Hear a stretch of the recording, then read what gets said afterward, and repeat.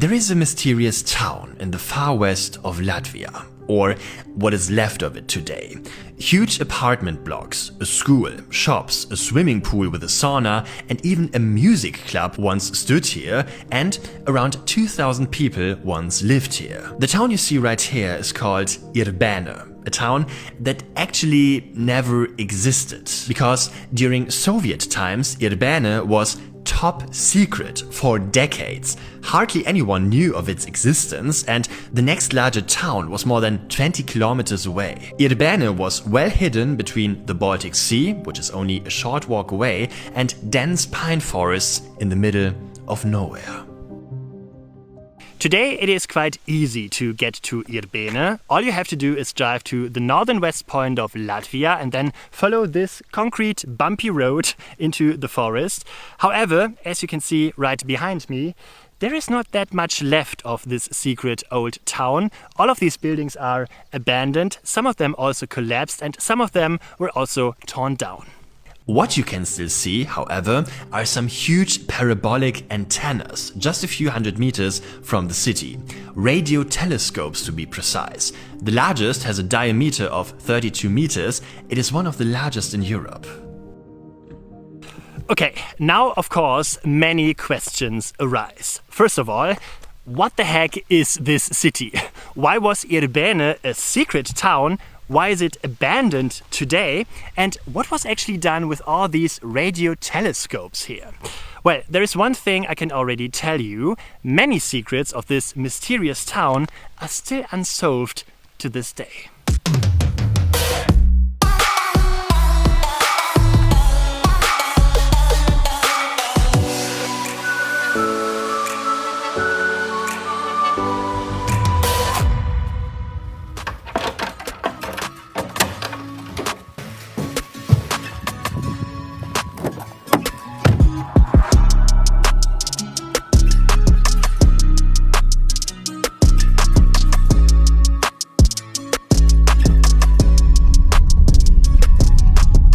Dem Streckenverlauf 1 Kilometer folgen. Links abbiegen, dann wenden.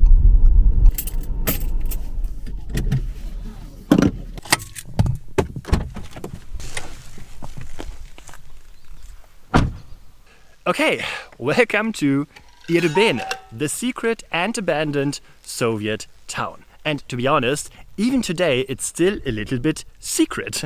Because, first of all, there is absolutely no phone service here. No phone calls, no internet, nothing.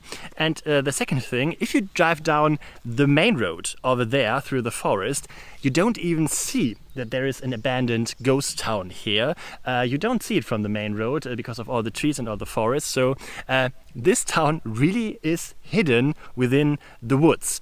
And yeah, I would say let's take a little tour and let's see what kind of relics we can still find here.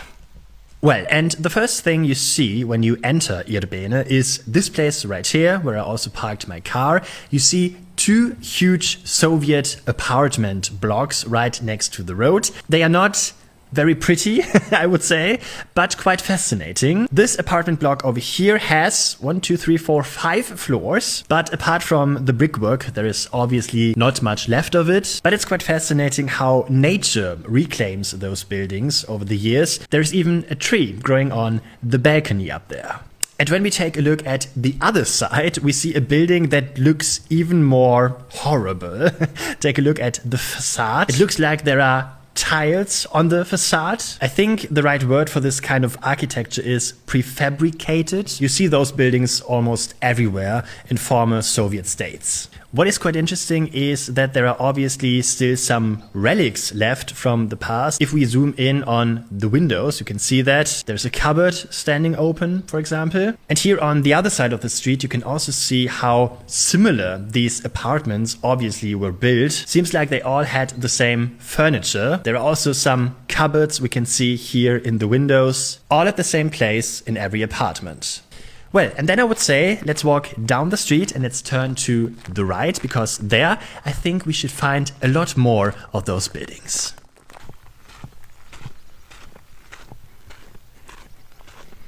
Here, for example, we will find a small house right next to the footpath. It looks a bit like a small shop or something. The structure looks a bit like that, but I suspect it was a guardhouse or something, because over here we can still see an old post that probably belonged to a gate or something. So I suspect in this building there was a guy sitting all day long, checking on people and cars that were driving in and out. Here's another smaller building, probably some kind of commercial building or something. I don't think anyone lived there. And here on the other side there is another presumed apartment block in which you can also discover some very strange things, interesting relics. There's a lot of stuff in the windows. There's some tarpaulin hanging here and also a branch or something hanging out of the window. I don't know what happened here. And these concrete paths I'm walking here, they are also still original. I'm walking on historical ground here. Beautiful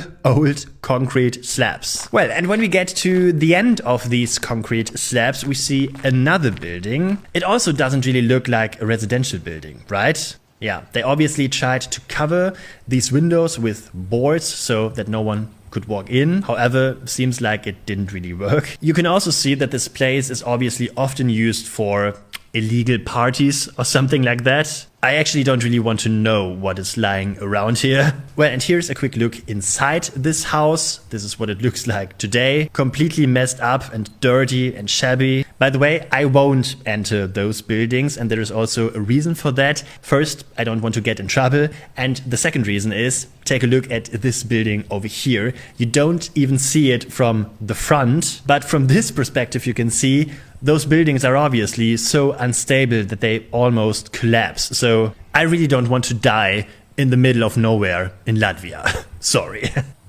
Well, and if we walk a bit further to the end of the village of Irbene, we will find a few more abandoned houses. This, for example, looks to me like a large garage or something. Maybe it was the fire department of Irbene or something. Here we can also see some relics of some houses or something, old slabs and a lot of rubble at the edge of this path, including hooks and rusty nails, and all of that stuff is also lying around here. So be a bit careful when you walk here. Well, and when we reach the end of Irbene, we can see another abandoned house in the middle of the forest. And also this thing right here, which looks to me like a well or something. Yeah, and that's basically it. What I can tell you is it's a very strange feeling to walk around here. It's very quiet. You only hear the birds and the wind that whistles through those buildings. Yeah, but today it's really hard to imagine that people lived here just a few decades ago. Today, all that's left are ruins. Okay, but there is one more place I'd like to show you. If we leave Irbene and we walk to the right, we should find the radio telescope I was already talking about. What might be quite interesting for you, you can also book tours of this radio telescope. I didn't do that because I was more interested in the abandoned ghost town today. But just a note for you, if you are interested in the radio telescope, then you can register there and then you can even see the radio telescope from the inside and up close. I decided to just walk to the telescope along this gravel road right here, which is a crazy gravel road because the Latvians are crazy car drivers. They drive along this road as if it's a motorway or something. Take a look here.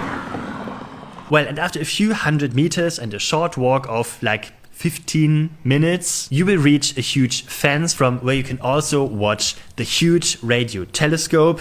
This is it. Pretty impressive. Quite interesting technology in the middle of nowhere.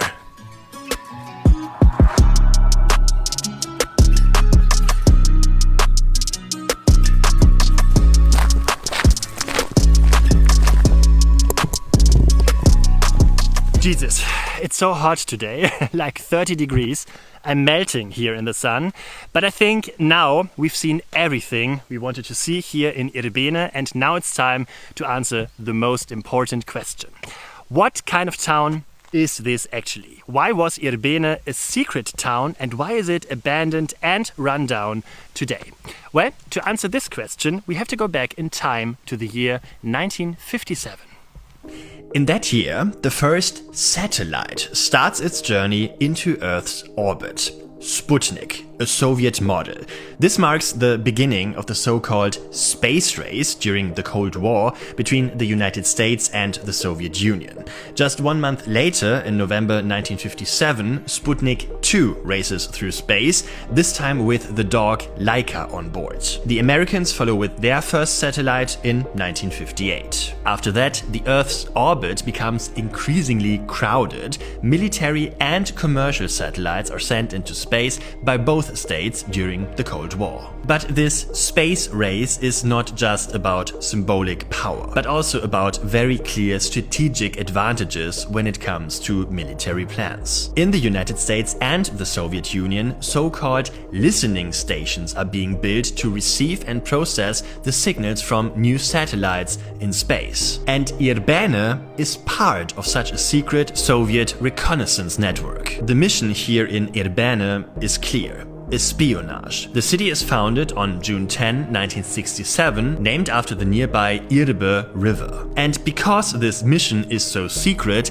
Irbene is not even shown on any map. Until the collapse of the Soviet Union, no one except a few people even know of its existence. Anyone wanting to travel to Irbene has to pass 3 checkpoints and needs a special pass. And that also applies to the way out. Irbene is a completely restricted zone. What's so mysterious about this town is, even today we still don't really know what kind of information was actually sent from here in Irbene to Moscow. The Soviet Union's state secrets were kept even after its collapse, but what we know is how this information was actually collected and sent. The 3 radio telescopes, one of which we have just seen, are collectively also called stars in Russian. The information they collect during this time is transmitted to the secret headquarters, which is located about 40 kilometers south of Moscow. The task of one of these radio telescopes, for example, is to listen in on the Mediterranean region. The other satellites record telephone calls and listen in on commercial satellites. In the technical rooms, which are manned 24 hours a day, all of the world's television and radio stations are received. Apparently, almost all of the world's information and communication flows through these rooms for more than 20 years. Anyone who works here has not only to be technically proficient, but also speak fluent English. And the engineers also must know the most important NATO keywords. All of the submarine communications in the Norwegian area are also intercepted here. The Soviets therefore obviously always know where which boat is located. Kilometers of cables are laid here for the supply of these machines, and there are also secret tunnels that, among other things, connect the radio telescopes to one another. But to this day, it is not really known what technology was used and what the tunnels were actually used for. Well, all these operations are carried out for decades until the year 1991, when the Soviet Union finally falls apart. The employees of this town, however, stay here for a bit longer until the year 1994, the 1st of August to be precise. And then the more recent history of Irbene begins, which ends with these abandoned and run-down houses. Shortly after the engineers leave the town, Latvian scientists come to visit Irbene. They want to know whether the huge radio telescopes can be used for astronomy. At the same time, however, looters also invade the village. The officers and engineers have left all sorts of things behind in the apartments: furniture, kitchens, even books. But above all, masses of cables from the technical systems. During this time, even the aluminum is scraped out of the mirrors by looters. And Irbene is not an isolated case. In the 1990s, Latvia is the main exporter of aluminum and copper, all stolen material from abandoned military facilities. At this time, the researchers try to prevent the worst. Some of them even sleep in the old technical rooms so that at least the technology is not stolen, but they cannot stop the decay of the town of Irbene. The 3 large radio telescopes are also rotting away despite all efforts, and many houses decay until only the load-bearing walls remain.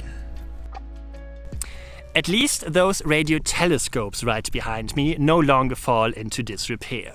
In the year 2011, with EU money, those telescopes were brought back to life, and today they again point their antennas up to the sky, however, not to spy on enemies anymore. Today, the facilities help to research the birth of stars, examine the surface of the sun, or observe cosmic radiation. The radio antennas are now part of the research center of the University of Ventspils and are among the most precise in Europe. And what will happen to Irbene? Well, the demolition of the village has already been decided. The Latvian army already razed a building that was in danger of collapsing to the ground with a controlled explosion in June 2023. It is not yet clear when the remaining building complexes will follow. But one thing is pretty clear. When the excavators finally arrive, Irbene will disappear from the map once again.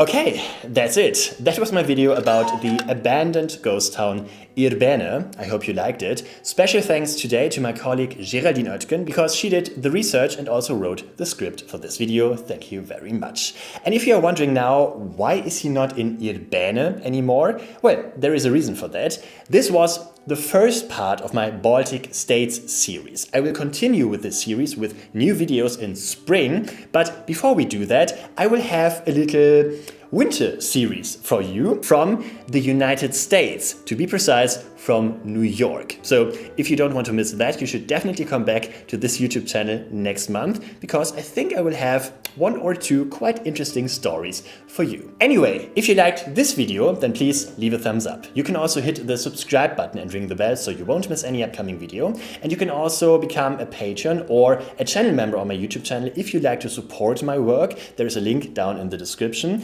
Then you will also get exclusive stuff and new videos before everyone else, so you should check that out. That's it for today. I wish you a happy new year now, happy new year 2025, and yeah, we will see each other back next month or next year with new videos from New York. So see you then, have a safe journey, and see you next time.